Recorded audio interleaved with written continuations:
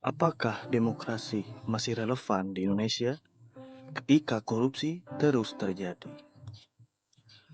Demokrasi, sistem yang katanya memberi kekuasaan pada rakyat. Tapi pertanyaannya sekarang, apakah demokrasi masih benar-benar bekerja di Indonesia? Kalau banyak yang terpilih, justru terjerat korupsi. Apa yang sebenarnya salah? Kita memilih, mereka berjanji. Tapi setelah berkuasa, banyak yang justru mengkhianati. Ini bukan sekadar opini, ini realita yang sering kita lihat.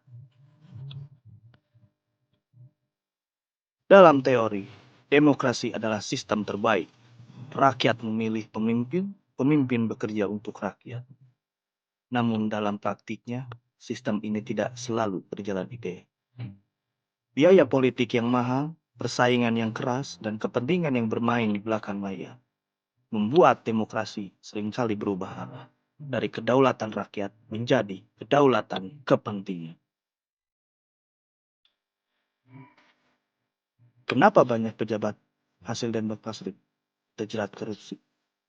Bisa jadi karena biaya kampanye yang tinggi, tekanan untuk dibalik modal, lemahnya pengawasan, dan budaya yang belum sepenuhnya bersih.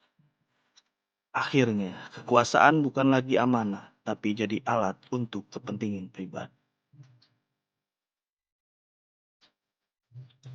Tapi pertanyaannya, apakah demokrasi yang salah? Atau kita yang belum siap menjalankannya dengan benar? Karena pada dasarnya, sistem hanyalah alat yang menentukan hasilnya adalah manusia. Kalau demokrasi ini tetap relevan, maka yang harus diperbaiki bukan hanya sistem, tapi juga pendidikan politik masyarakat, integritas pemimpin, dan keberanian rakyat untuk berpikir kritis. Karena demokrasi yang sehat butuh rakyat yang tidak hanya memilih, tapi juga mengawasi.